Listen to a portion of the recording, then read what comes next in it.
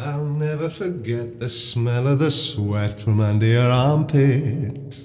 Did you know that rainbows are projected by invisible celestial spheres, and that the Earth is actually concave or inside out? No, me neither. But some people actually believe it. I'm gonna say it may be easier if I just show you. Shut up and sit down, you big bald f***. Please subscribe. Hello everyone. Admit who among you did not know that the rainbow is an ailment at all. Isn't an ailment an illness, like a cold or itchy scrot? And I appreciate the creative redefinition, but for anyone who's ever, actually sort of looked at a rainbow and not immediately booked themselves in for an MRI, it's not an ailment. It's light, bending, through water. That's it. No need for a doctor's note, no prescription required, unless the prescription is more science, unless whatever that was. Yes, science! And the circle is the same perfect circle as the halo of the solar gala, with only a small difference. And I thought flat earthers were confusing, but a small difference. Like the difference between a gentle drizzle and a category 5 hurricane.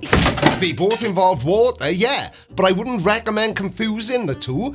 The colors are ordered in reverse, and no, don't rush to shower me with statements by type. I wouldn't dream of it. We've got all the time in the world to gently educate you. But here's the thing about reverse order. It's a bit like saying that all cars are red because you saw a red car once. You're half right, but you're missing the entire parking lot of actual information. What are you talking about?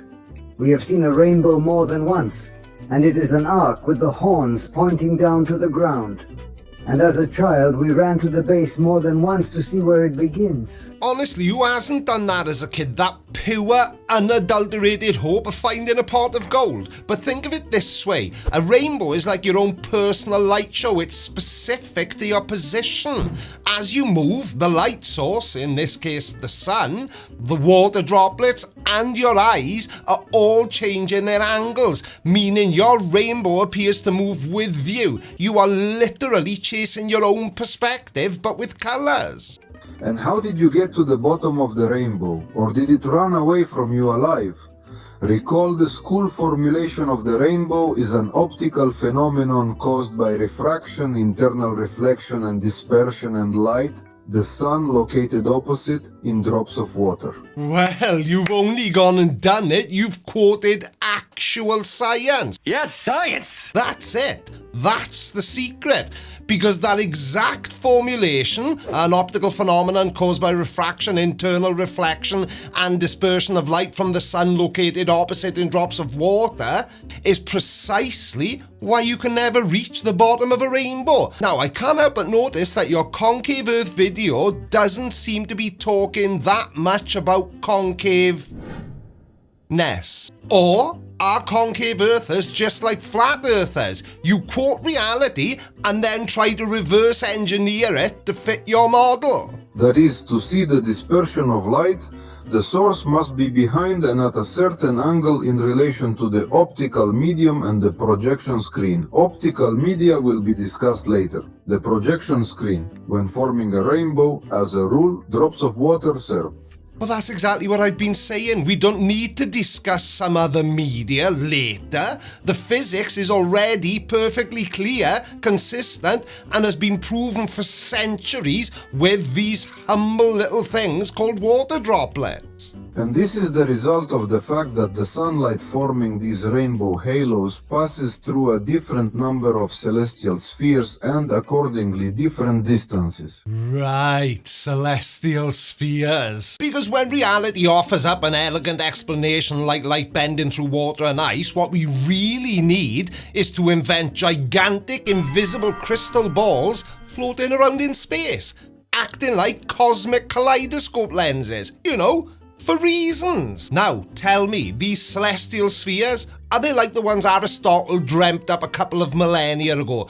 Before we invented telescopes and basic physics. Because the last time I checked, we've got satellites, space probes, and literally centuries of astronomical observations that have somehow mysteriously failed to detect these colossal light-manipulating crystal barriers. And before we compare rainbow circles with solar halos, we will try to understand these light effects within the framework of the fractal world model. Fractal? Bloody fractal? What are you on about? So before we discuss how reality actually works, we're gonna try and shoehorn reality into a theoretical construct that exists. It's a bit like trying to understand how gravity works within the frameworks of the Teletubbies universe. Yeah, it might be fun, but it's not gonna lead to any demonstrable, testable, or even remotely accurate conclusions about Earth. The only model that gives an answer to such interesting and difficult questions, and for those who have not yet familiarized themselves with the materials and research of the fractal world, I hasten to inform you that the Sun is located in 4 celestial spheres out of a total of 7 spheres, which means that the light emitted by the Sun passes through 4 crystal spheres to the very surface of the Earth, while bending, aiming back to the center of our world. Well, for a second there, I thought we were discussing, like, actual physics, but oh no. It seems like we've opted for a Tolkien novel complete with invisible light-bending crystal spheres that somehow have managed to evade every single telescope, satellite, and space probe humanity has ever launched. The only model, really? So centuries of optical physics, atmospheric science and astronomy, all those verifiable equations, countless experiments and actual images from space, they just don't count. They don't answer the question of a rainbow for you. Well, I'm sorry, but that's like saying the only way to get a pizza is to teleport directly to the moon. It's certainly a way, but not one based in any semblance of reality. So the emitted sunlight passes through the solar sphere, thereby decomposing the white light into a spectrum with the red color directed inward. Further passing through the sphere of Venus, the colors are inverted, overcoming focal lengths, that is, white light is not scattered, and then inverted red outward. Okay, so now we're not just dealing with generic celestial spheres, we've got a sun sphere and a Venus sphere, acting as cosmic diffusers and inverters. I tell you one thing, you've got to give it to this guy, he's far more inventive than the average flat earther. You've basically invented an entire Rube Goldberg machine for a phenomenon that a tiny droplet of water can achieve easily. Next, Mercury's sphere turns the red color back inward, but the lunar sphere in turn gives us that same rainbow with red color outside.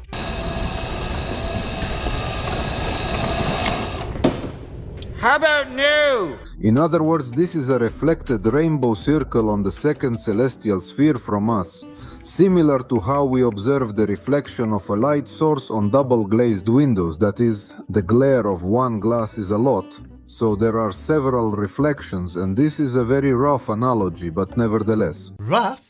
Okay, we'll go with rough then. Now, when an analogy is so rough that it completely abandons the actual physics it's trying to explain, it stops being a rough analogy and starts being just plain old wrong.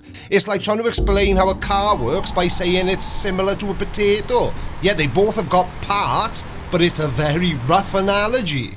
At the same time, I remind you that there are several hundred kilometers between the spheres. Well, thank you for clearing that up, because I was wondering. Our world inside is woven from spherical, transparent nesting dolls. Of course they are, and is that based on the fact that you're Russian or something else? This is a color effect. We can observe literally in any vessel with reflective properties. Bending light tends to be closer to the center, just like inside our world. Now, this is all truly fascinating and all that good stuff, but you did say that you were a concave earther. So, and I don't want to push you or anything and make you say something you don't mean, is there any possibility we're going to talk about the Earth at any point in your video?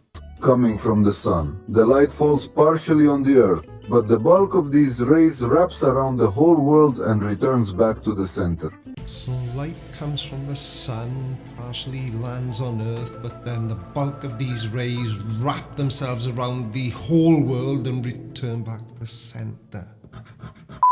So light rays are like boomerangs then? They just decide to wrap around the entire world and then return back to the centre? Centre of what exactly? I had no idea that light had a built-in homing device, or that it subscribes to the what goes around comes around philosophy quite so literally. Let's return to our rainbows, which have never been arcs. And the whole difference between rainbows and halo effect is only that the rainbow is the result of projecting scattered and bent sunlight in the droplets of the atmosphere, and the solar halo is the result of projecting the same scattered spheres of curved light only closer to the lunar sphere from the Earth on the ice cover settled on the lunar sphere itself. Okay, first let's address this persistent denial. Rainbows are arcs from the ground because the rest of their perfectly circular form is, well, you know, below the horizon. Unless you're in space or on an aeroplane, you're only seeing the top half. It's not a conspiracy, it's geometry. Now, the whole difference between rainbows and halos, it's so much more than just the location of your imaginary projection screen. Rainbows are born from sunlight inside liquid water droplets, undergoing specific refractions and internal reflections. Halos are the result of light refracting through ice crystals, quite often hexagonal ones, in the upper atmosphere. Different medium, different physics, different thing entirely. And by the way, chunks of ice often fall from the sky, but this is not particularly advertised. And the sensational aviation art in the sky is quite possible, and there is a way to combat the ice that settles on the lunar sphere. Not advertised? Right. You know, because colossal chunks of ice falling from the sky is just so mundane. It's barely even worth a fleeting mention on the evening news. Mega cryometeors, which, by the way, are incredibly rare, are usually explained by unusual atmospheric conditions or ice breaking off aircraft. After all, in the model of the flat Earth in the center of the imaginary sphere is the Earth itself, or rather the North Pole. And the sun is high under the dome or nailed to the dome according to different versions. Not to mention the fact that on the flat Earth is the dome and not the hemisphere. Well, of course he's gonna bring up the flat Earth, because why not? And, just for informational purposes, if the Earth was flat and it was covered by a dome, the shape of that dome would be hemispherical, because it would be half of a sphere. This is far from a hemisphere. A dome with a height of 117 kilometers spoke about this in detail in the video. There is also an old video circulating on the internet where, again, pay attention, the light source is inside the concave part of some large imaginary sphere. And again we see a halo of light, only it is alone, because there is only one surface passing through the light. Oh dear me, haven't you ever told your wife that it's not the size that counts? It doesn't matter how big or small it is, half of a sphere will always be a hemisphere. Science. Like, I can't deal with stupid. I don't deal with stupid. Well, that sets the tone, doesn't it? So, we've got a flat earther who's absolutely convinced that he's found a fatal flaw in the globe model. But judging by that, well, whatever that was, does he even understand how Earth's tilt actually works? Or how anything works? Let's find out. Shut up and sit down, you big bald f***. Please subscribe. Like, I can't deal with stupid. I don't deal with stupid. Well, you may not deal with stupid, Mikey, but you certainly dish it out. Now, keep in mind that he's currently trying to sue the Canadian Space Agency for faking images of Earth. I kid you not. Just check his channel. I know. When I walk closer to the fire, I'm still cool. When I walk away from the fire, I get burning hot for some reason. It's the opposite, but it still works. Okay, I have no idea what you're talking about, but that's fine, because neither do you. But only one of us thinks the Earth is flat, so what you're saying then, Mikey, is that your observation defies reality, so reality must be wrong. Not real, but it still works, is the glue holding every flat Earth explanation together, isn't it? Ice never melts when it gets hot. Are you kidding me? Ice never melts when it's warm outside. Ice never melts when it's warm outside. I mean, now we're getting really, really deep into the stupid, but that's a whole new level of reality denial, even for a flat earther. Now, here on planet Earth, that's precisely what ice does. Do you want to revisit kindergarten science and the concept of phase transitions, or is that too mainstream? Let's just talk. We'll all just talk like we're mental. We're stupid as. Oh, no, I'm not having that. That's very unfair, Mikey. You've had a lot more practice than we have. Well, ha ha ha. I've recorded the firmament. Good luck, man. I'm sorry, man. I do the work. You're never going to win with me. Yeah, probably not. As I just said, you're far more experienced than we are when it comes to being laughably wrong. But that's a bold claim from someone who just told us that ice doesn't melt when it's warm. I have documented via pictures and video now of the firmament, okay? And I'm just going to continue on doing that. Once the smoke clears out of this damn province, I will be recording more of the firmament. Thank you very much. It's not hard to record because it ain't far away. If it's so close, I wonder why nobody with a telescope has ever actually documented this conveniently elusive celestial ceiling. Is it only visible to flat earthers? Or maybe nobody has seen it because it's nonsense. Remember, let's talk like the silly flat earthers out there. We'll go down south. Down south is that way. Up is that way, okay? There's only one up and one down. Oh yes, the profound wisdom of someone who hasn't quite grasped gravity, or, the fact that you can travel around a sphere. His down south perfectly explains why no flat earther ever made it to Antarctica. Until, of course, they did, and we all know the damage that did to their childish little fantasy world. The 24-hour sun in Antarctica doesn't work on a flat Earth. Sometimes you are wrong in life. And I thought that there was no 24-hour sun. In fact, I was pretty sure of it. Earth has a tilt. Its axis is tilted, yes, it's tilted, but then tell me how the fucking sun moves. Well, at least he acknowledged the tilt, but the sun's motion, well, that remains an F-bomb-worthy enigma. Now, Earth's tilt, combined with its annual orbit around the sun, naturally shifts where the sun's direct light hits us.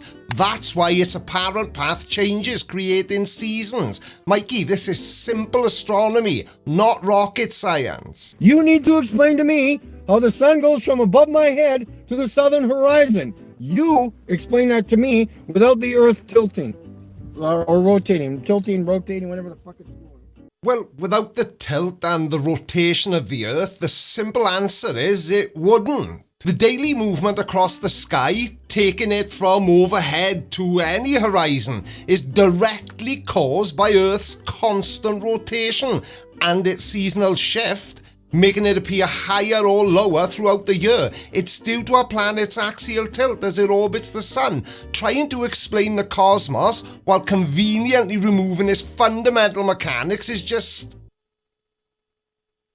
silly. And how you're on a tilt-a-whirl ride 24 hours a day. Okay, here we are. Remember, it's going from down, up and down, up and down, up and down.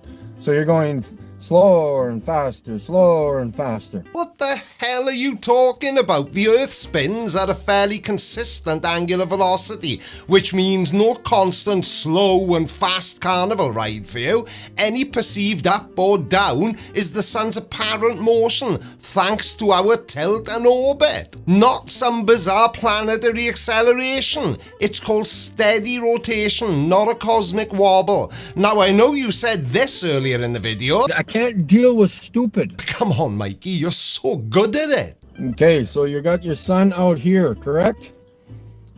Again, the southern horizon in the winter for here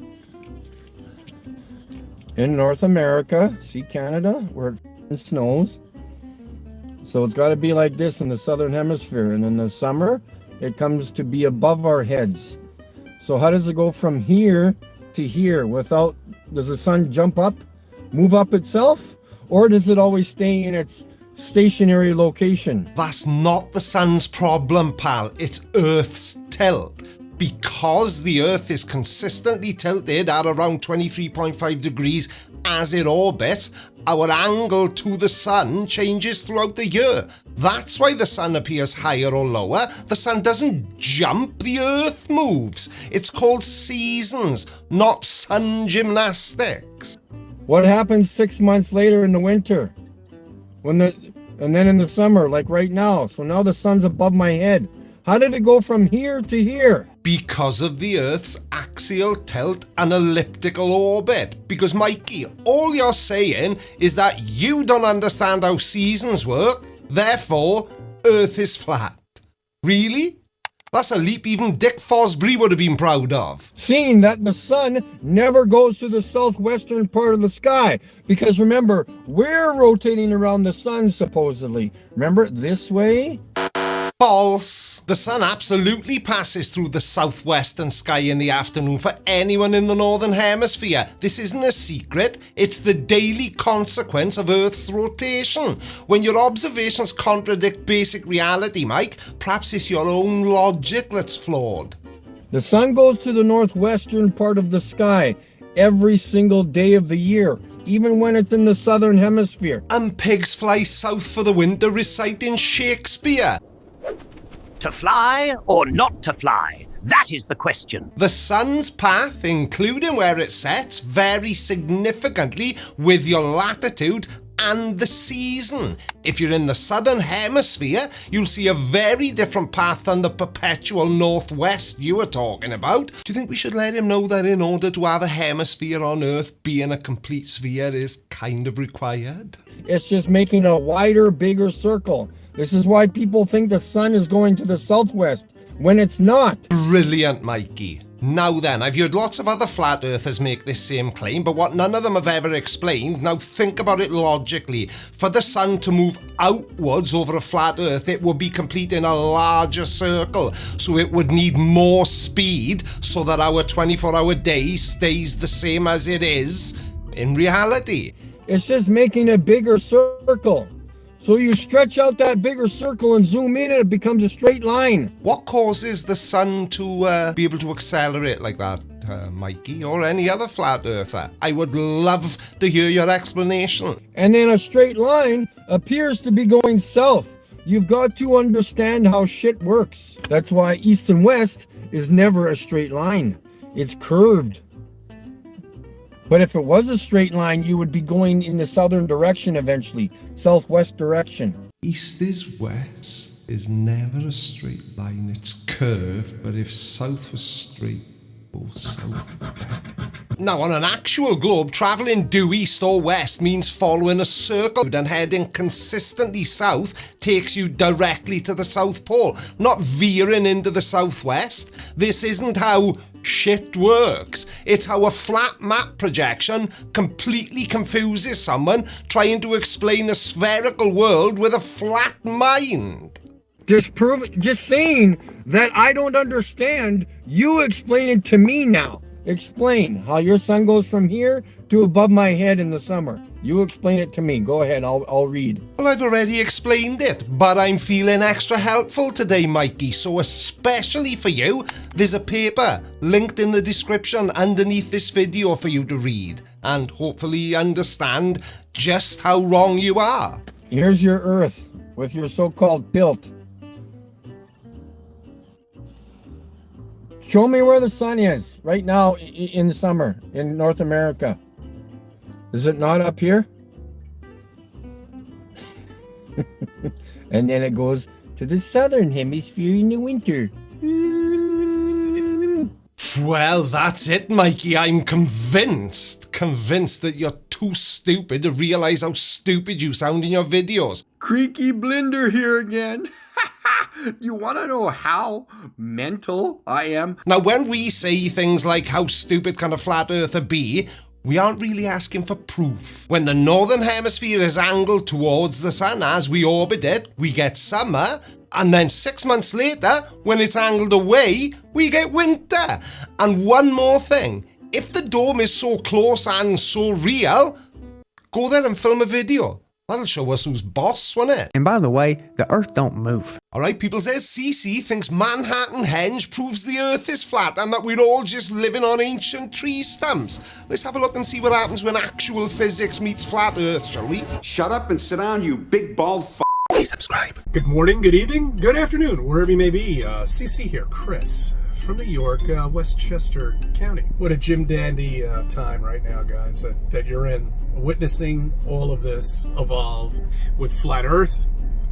More and more people are now understanding, what we live on and what we've been fed all of our lives is just complete bullshit. Oh yeah, Jim Dandy time, a precise measurement, much like the exact moment a flat earther understands gravity, because nothing says understanding like rejecting scientific observation in favor of a kindergarten diorama. Now, shall we measure that understanding in nautical miles, or perhaps by the number of times CC has been to space? We had a couple events. It's actually going to happen again, I believe, in June. Maybe if it's not cloudy like it is now, or it has been for the last 4 or 5 weeks, every weekend. It sucks. Maybe I'll go down there and check it out myself, but it's happening like in the middle of the week, and this is something called, I think they call it Manhattan Henge, something like that. It's when the sun goes down in the city, or goes away from us anyways. It's hard to get out of your head when you've been saying that all of your life. But the sun is going away from you on the grid of New York City. So it's an amazing, to witness it is apparently amazing. I've never seen it. I think I've spoken about it last year, a year before that. And I always say I'm going to try to get down there, but never do, because it's in the middle of a week, we're working here. Now, Manhattan Henge, as some people call it, isn't some mystical flat earth phenomenon. It's a perfectly predictable event caused by two simple things: the spherical shape of the Earth and the grid-like layout of Manhattan streets. Now, twice a year, the setting sun aligns perfectly with those east-west streets. It's amazing, and it's photographed by millions, and it has absolutely nothing to do with a flat Earth. The Earth's curve isn't some so-called thing, it's fundamental reality. Manhattan Henge happens because we live on a sphere. The sun is setting below the horizon, but because of the grid's angle, we get this awesome alignment. It's a testament to geometry, not a denial of it. And to use this as proof of a flat Earth, I can't take a day off just to go down there and look at the sun in align with the grid of the city, because that's what the city is. And yet you somehow managed to make time to make one of your stupid videos during your workday. Priorities, Christopher. Priorities. See, the city streets is just one grid sheet. The city itself was electric at one point. That was another civilization, just like Washington, D.C. Same thing. Right, because nothing says advanced electric civilization like being completely submerged by mud, if that's what you were hinting at when you mentioned ancient civilization. And somehow, all the historical records of this global ancient civilization conveniently vanish. Hang on a second, I just realised something. Wasn't Washington, D.C. built on marshland? Marshland, electricity, don't really go together that well, do they? I suppose they just forgot to pay their electric bill and then the mud came in to repossess the entire city. But funnily enough, archaeologists, when they do find evidence of ancient civilizations, they never really involve universal free energy or being swallowed by a giant dirt tsunami. They use water as electricity because water was alive back then. Water? Is that W-A-D-D-E-R? What the hell? Oh, you mean water! W-A-T-E-R! Come on, America. They somehow managed to harness the electricity out of water and use it. Water was alive. Well, that's a new one for the Flat Earth bingo card. So instead of hydroelectric dams, which actually do harness water for electricity using well understood physics, they just manage to harness the electricity out of the water itself. Was it like a water-powered phone charger, but for their brains? Because a live water that just gives up its electricity sounds suspiciously like somebody made it up. Perhaps the alive water got fed up with being harvested and decided to flood everything with mud in protest. See, we're doing that now, but we're doing it in a different way. Brilliant. I've just noticed how dark CC's eyebrows are in comparison to his hair, and now I can't see anything apart from his eyebrows. It looks like he's got two caterpillars breakdancing above his eyes. There's a restaurant in Manhattan. It's actually using the current of the Hudson River with propellers on the bottom of the Hudson River to feed electricity for the entire restaurant. Chris, get out of there. I can hear the sirens. They're coming for you. I'm surprised nobody else has thought about that, because there's sure as hell a lot of restaurants that are right riverside. It's a no-brainer. No electricity, no bill. So, CC has just discovered hydropower, but with the added bonus of having zero understanding of how it actually works, or why massive infrastructure isn't just plopped under every waterfront property. Funny how all those actual hydroelectric plants require huge dams,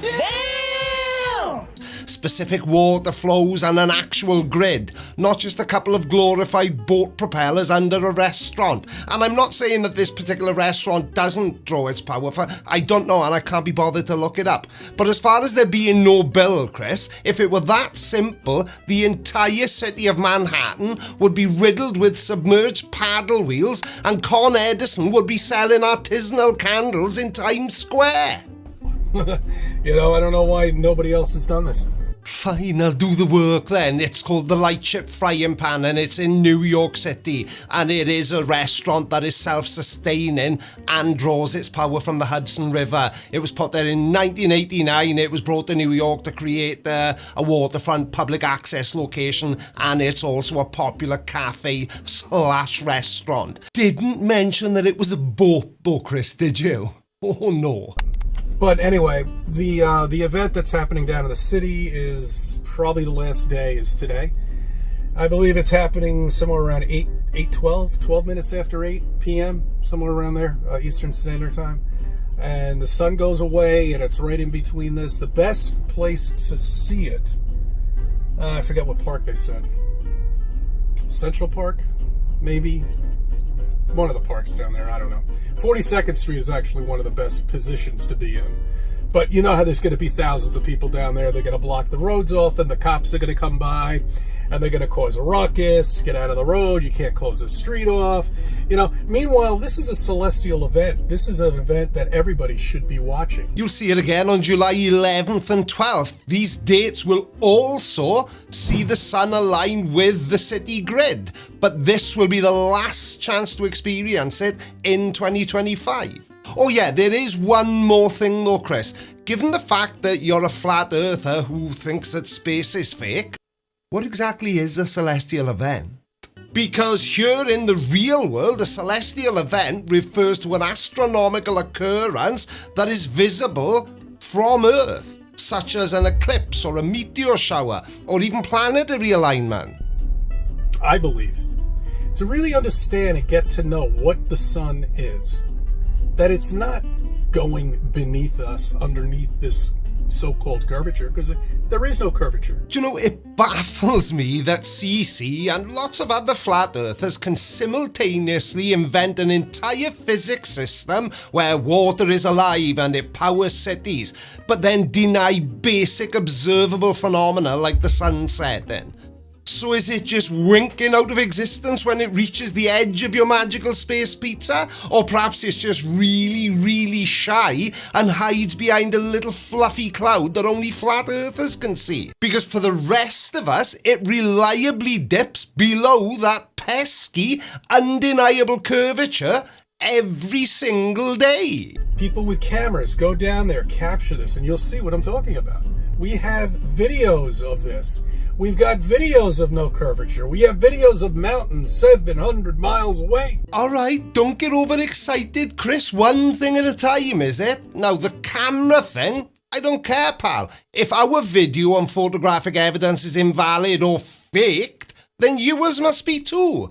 And pilots, sailors, basically anyone with a basic understanding of optics can see the curvature and frequently do see curvature. But Flat Earth's special camera crew, Special Officer Dookie reporting, filming from what I assume is a very flat, very short pier, has somehow cracked the code.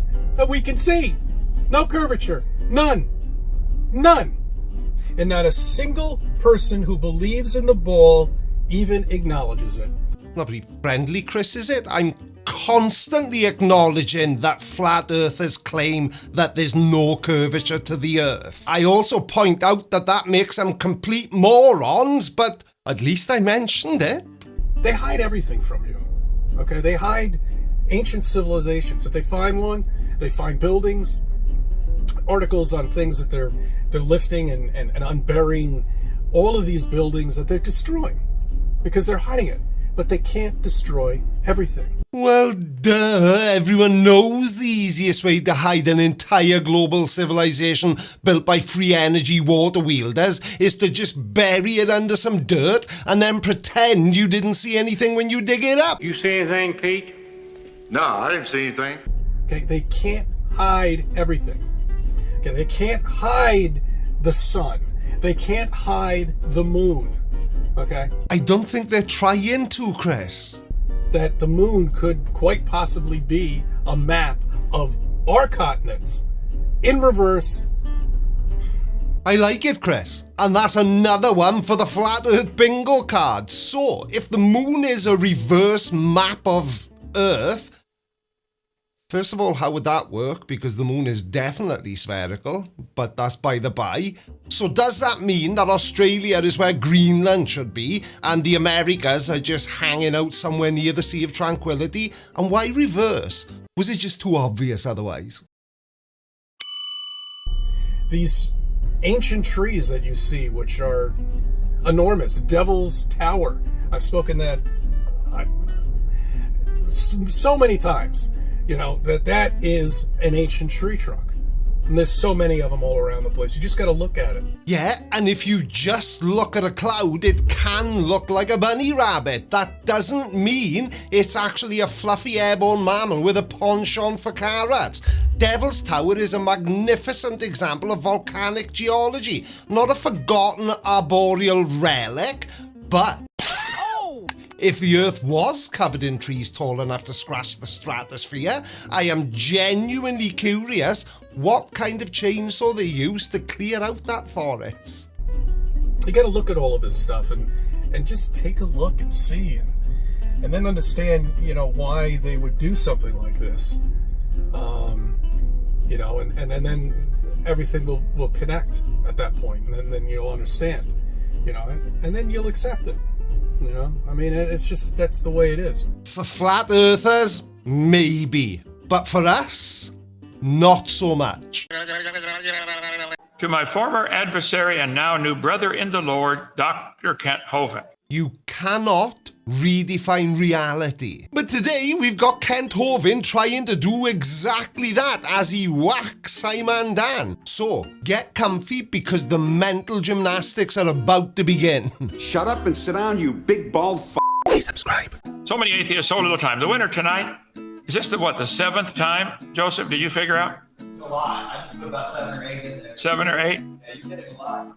Simon Dan. Now, before you fly down to the comment section and say, "Oh, Creaky, you only chose this video so you could put Simon Dan in the thumbnail," allow me to clarify something for you. That's exactly why I chose this video.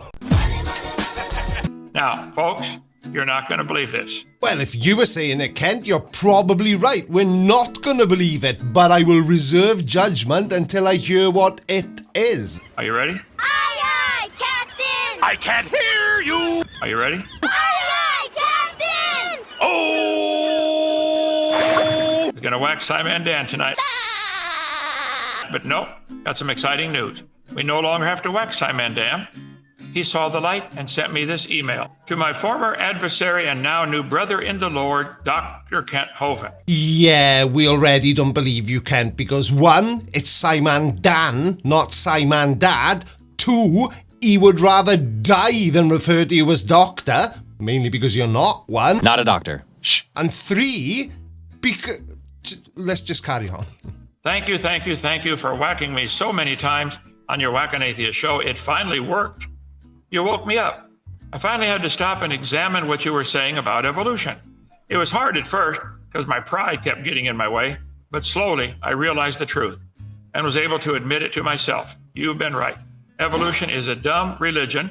I've been believing by faith. Evolution isn't a religion, Kent, is it? It doesn't require faith. It's the fundamental pillar of modern biology, supported by mountains of evidence from genetics, fossil records, comparative anatomy, embryology, biogeography, and even direct observations in labs and in nature. When you claim it's faith, you're just misrepresenting the very nature of scientific inquiry. And it's strange how this email from Simon Dan reads as you would write. You can write, Kent, can't you? We're not buying it. If this email is from Simon Dan, then I'm the man in the moon. I've really been brainwashed into believing many things that simply are not true.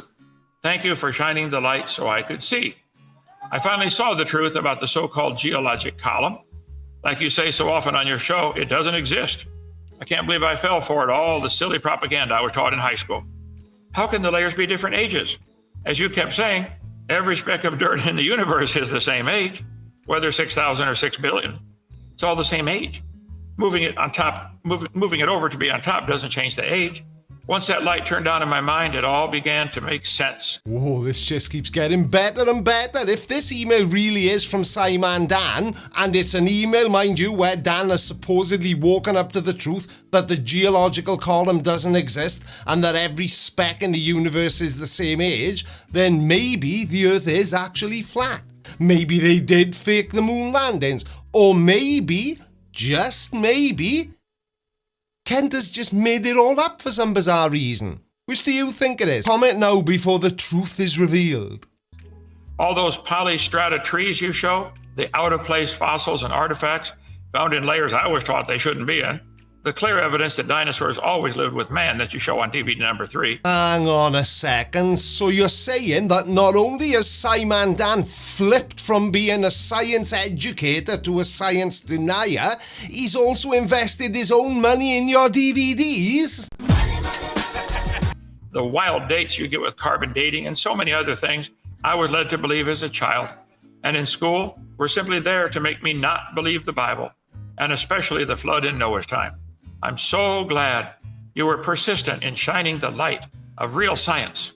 I have no idea what you're talking about. No one's talking about science. What is it all about? No, I have no clue. It happened just like you said it would. I took a hard, honest look at the evidence, and I had to admit, the Bible's right. God made everything in 6 literal days about 6,000 years ago, and the world was destroyed in Noah's flood, which made nearly all the fossils. Huge seams of coal, billions of tons of oil, nearly all the layers of rock, huge canyons, continental shelf, and so many other things we see on this earth. How could I have not seen it? Look, for now, we'll still go along with, yes, Simon Dan sent this email. So my answer to that thing that Ken just said is, the reason Dan didn't see it is because it's not real.